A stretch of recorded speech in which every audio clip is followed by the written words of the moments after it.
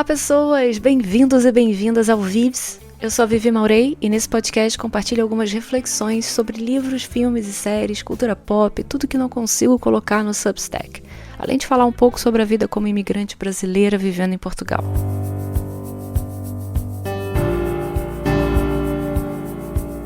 Bom dia, pips! E aí, como é que vocês estão? Eu reparei que eu nunca pergunto de vocês, tá tudo bem? Tô meio gripadinha. Quem tá em Lisboa tá curtindo finalmente a primavera? Se bem que hoje tá ventando, tá frio, parece fevereiro, muito esquisito. Quem tá no Brasil tá me ouvindo? O calor já começou a dar uma trégua pro outono? Imagino que não, né? Eu fiquei tão sem assunto que eu resolvi falar de temperatura. Não, isso não é possível. A minha mente é sabotadora demais pra me deixar sem assunto, galera. Quem dera. Eu adoraria às vezes olhar pro céu e ouvir só o silêncio. Eu só consigo isso meditando e só porque eu pratico, sei lá, há quase 20 anos. Eu lembro no início, quando eu comecei a tentar meditar, eu era adolescente, antes de ouvir falar sobre mindfulness, todo pensamento que vinha, e vinha muita coisa, né? O carinha que eu gostava, as brigas com meu irmão, se fossem recentes, algo que minha mãe tinha dito e me marcado, algum aprendizado do dia anterior, dificuldade de aceitar o presente, essas coisas. Eu visualizava ondas do mar, algumas maiores, outras menores, todas estourando na beira da praia e desaparecendo em espuma. Eram tantas ondas, mas tantas, que eu não conseguia nem me prender a uma só. E tem muita gente que quando começa a meditar tem dificuldade em deixar passar o pensamento, né? Se prende a alguns específicos, fica ali preso. E meu problema nunca foi esse, foi ter pensamento demais. Era um caos, muita coisa vindo ao mesmo tempo. E quando você transforma esse caos em algo sistematizado, como transformar cada pensamento em uma onda, parece que você acalma a sua mente, organiza de certa forma, sabe? Mas não é fácil fazer isso. Isso não foi de primeira que eu consegui, foi depois de um tempo. E mesmo conseguindo, os pensamentos voltam, assim como as ondas se repetem. Aparentemente, né? Eu não sei se uma onda é igual a outra. Mas o importante é que o pensamento venha e vá na meditação. E quando eu estudei mindfulness e comecei a praticar a meditação com respiração, foi muito difícil, porque eu já tinha um método de entrar na minha mente e visualizar o mar, né? E agora eu tinha que prestar atenção em outra coisa, no puxar o ar e soltar o ar. E só, mais nada. Então eu percebi que os pensamentos vinham e às vezes insistiam em querer ficar. E desesperadamente eles tentavam me tirar da concentração da respiração e do nariz. Eu precisei de muito tempo insistindo na meditação para conseguir esvaziar a mente, mas não de pensamentos, mas dessas prisões dos pensamentos. E o pensamento ainda vem, mas ele tem que ir embora com o ar, com a respiração.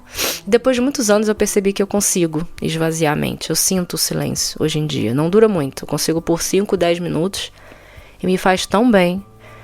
Eu não acho que seja cura da irritação, da depressão, da tristeza ou o que seja. Eu não creio ser uma cura. Mas eu vejo a meditação como algo que me faz mais madura emocionalmente, mais perspicaz, talvez, para o presente. Mas eu não vim falar de meditação hoje, só me empolguei mesmo. Eu vim falar de uma coisa específica que eu refleti depois de ver o filme O Drama, com a Zendaya e o Robert Pattinson. Eu vou tentar evitar spoilers, mas vou ter que falar de uma cena ou de outra. Então, se vocês quiserem escutar esse episódio depois de assistir, eu vou super entender, tá? Tá tranquilo. No filme, num jantar de amigos, cada um fala a coisa mais horrível que já fez na vida. E depois que a Zendaya conta a história dela, todo mundo fica mega horrorizado. É realmente uma situação bastante horripilante. E sem exceção, todos são ávidos e estão esfomeados para julgá-la.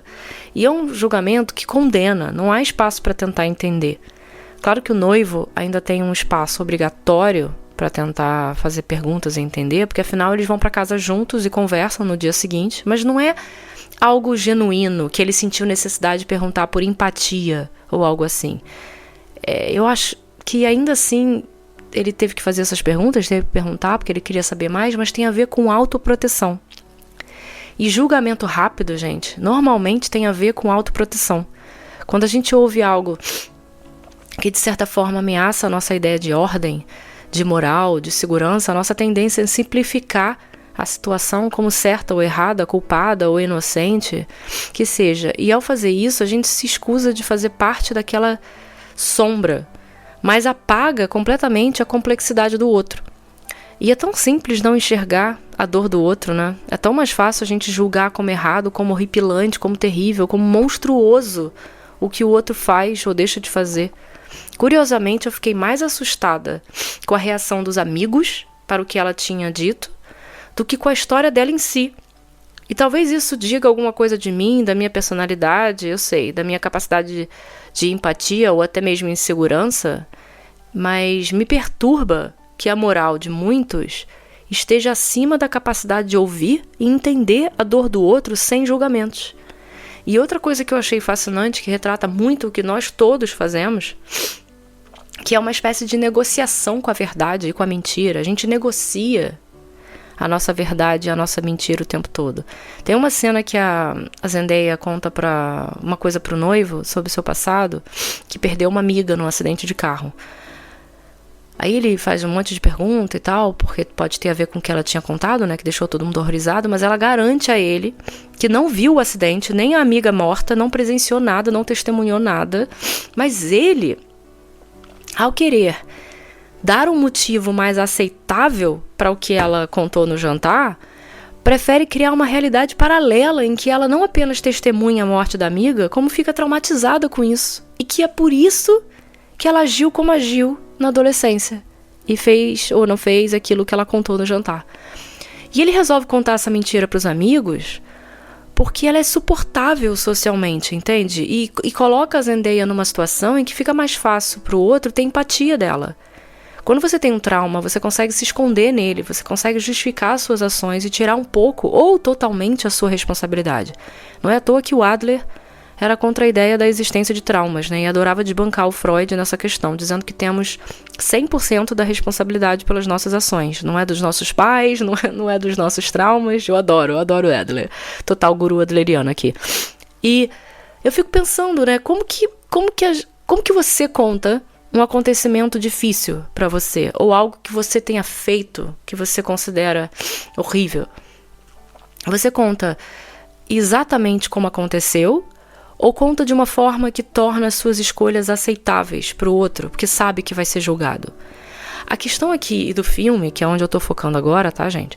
Vai além do que aconteceu de fato, ou do que ele conta para os outros para ser aceito na sua decisão de apoiar a noiva e, ao mesmo tempo, para dar a ela uma chance de empatia.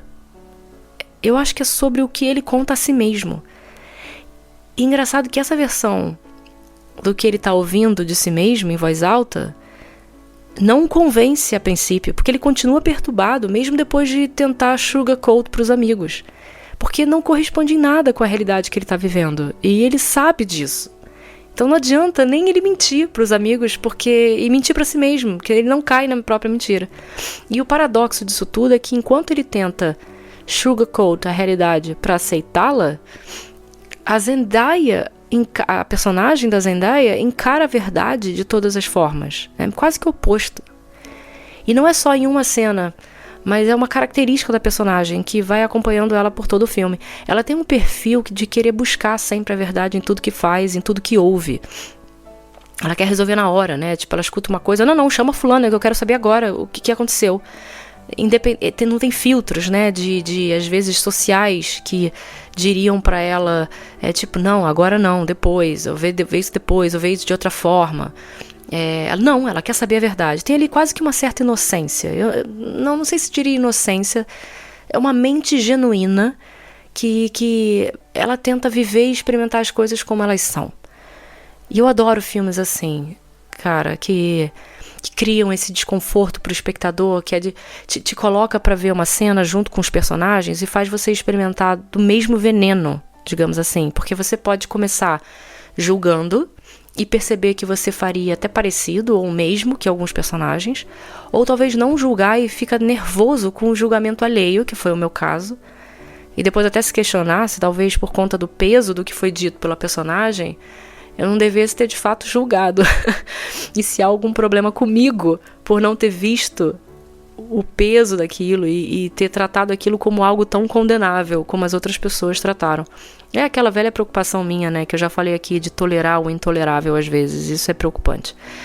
Às vezes a gente precisa de uma história para conviver com certas decisões. O personagem do Robert Pattinson sofre para tentar encontrar algo plausível que justifique o porquê da sua noiva ter feito ou quase feito o que fez.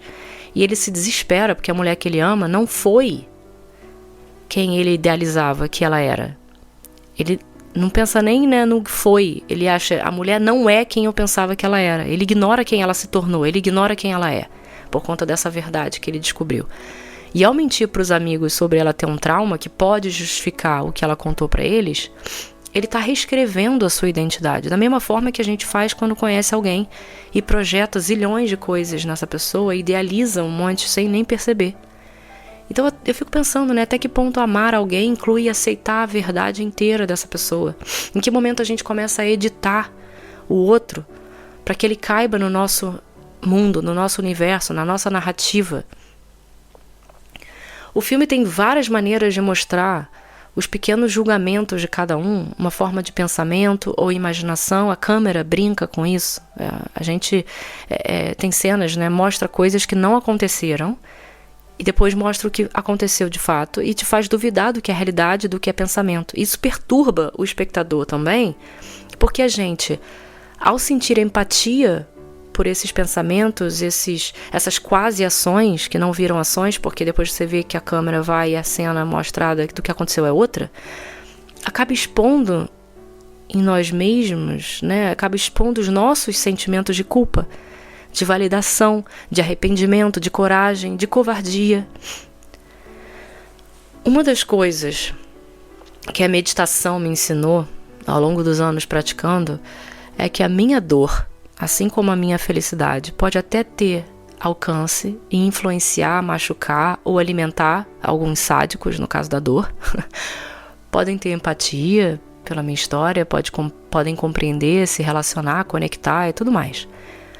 Mas as minhas pegadas são únicas. A nossa história, gente, é a nossa história. Ninguém vive a mesma, por mais parecidas que sejam as condições. Então, por mais que a gente tente sugarcoat a nossa realidade, no que quer que a gente conte para ser aceito, para ser amado, para ser respeitado, para ser bem visto, ninguém vai interpretar a sua verdade com a mesma autonomia e precisão com a qual foi vivida. E sabendo disso, fica mais fácil dizer a verdade sem ter medo de julgamentos. People will be people. Se vão julgar e muitas vezes interpretar tudo errado, pelo menos você disse a sua verdade, saca? Você foi honesto consigo mesmo. Você se torna um cientista da própria realidade, vai. Você diz a verdade, relata o presente. Deixa para esculpir e tornar real a experiência do amanhã, da próxima experiência, com o conhecimento que você ganhou hoje. Pelo menos eu acho que fazendo assim é bem melhor. Eu acho. Não sei quanto a vocês. O que vocês acham disso tudo? E vocês já viram o drama? O que acharam? O que vocês interpretaram disso tudo? Conte aí. Conte pra mim nos comentários. Eu vou adorar saber, de verdade. Até o próximo episódio.